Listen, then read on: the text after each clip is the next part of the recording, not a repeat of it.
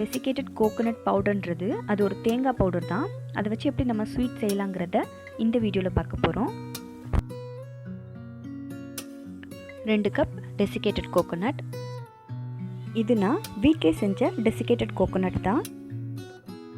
வீட்லேயே desiccated coconut எப்படி செய்யலாங்கிற video நான் ஏற்கனவே போட்டிருக்கேன். அதோட லிங்க் டிஸ்கிரிப்ஷனில் இருக்குது, வேணுன்றவங்க பார்த்துக்கோங்க. 1 கப் சுகர், 2 கப் பால், நல்ல க்ரீம் பாலாக எடுத்துக்கோங்க.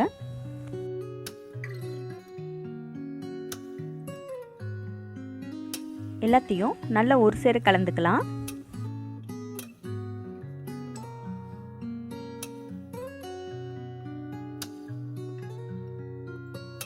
இதை இப்போ அப்படியே அடுப்பில் வச்சு நல்லா கொதி விடலாம். பால் நல்லா சுண்டி கெட்டியாகிற வரைக்கும் நல்லா கொதி விடலாம். பால்லாம் நல்லா வத்தி கெட்டியானாதான் உருண்டை பிடிக்க முடியும், இல்லைன்னா கையில் பிசு பிசுன்னு ஒட்டும்.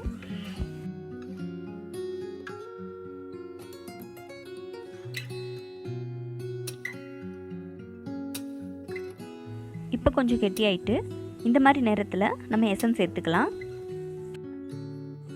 நான் பைனாப்பிள் எசன்ஸ் சேர்த்துருக்கேன். நல்லா கலந்து விட்டுக்கலாம்.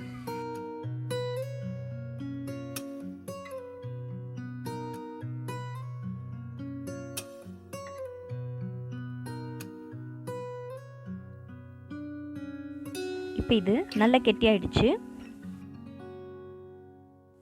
இப்போ இதில் 4ல் 1 பங்கு பகுதி எடுத்து தனியாக வேறொரு கிண்ணத்தில் எடுத்து வச்சுக்கிறேன்.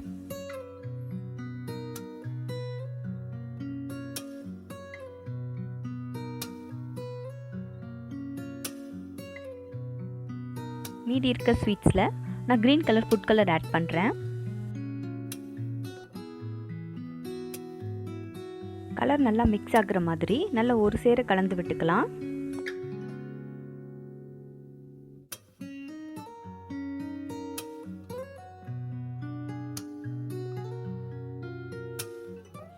தனியாக எடுத்து வச்சுருந்த ஸ்வீட்ஸில் yellow colour food colour mix பண்ணுறேன்.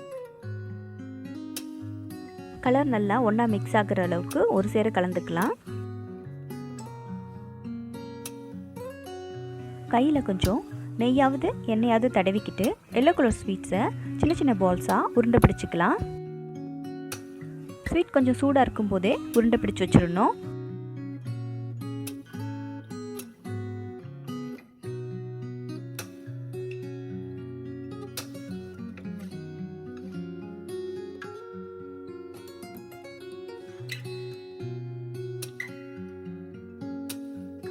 இப்போ க்ரீன் கலர் ஸ்வீட்டையும் அந்த மாதிரி உருண்டை பண்ணிக்கலாம்.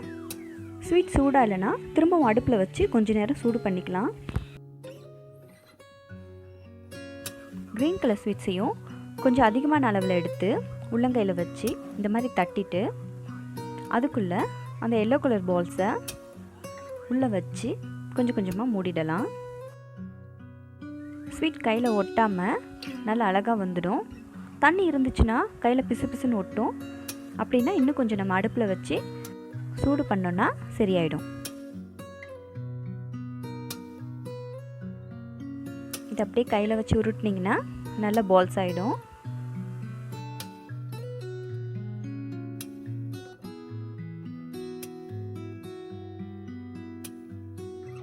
இந்த மாதிரி எல்லா ஸ்வீட்ஸையும் செஞ்சு எடுத்து வச்சுக்கலாம்.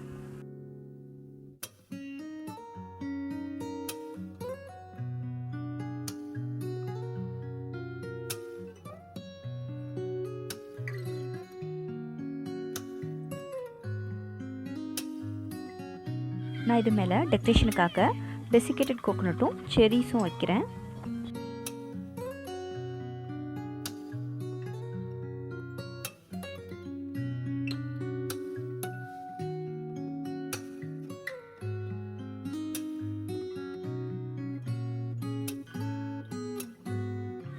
செரீஸை நல்லா துருவிட்டு அது மேலே நான் வச்சுருக்கேன்.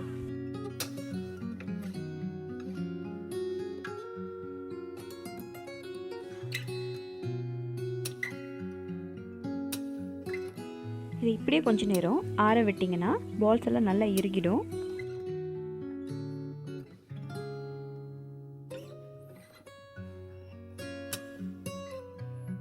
Coconut laddu ready.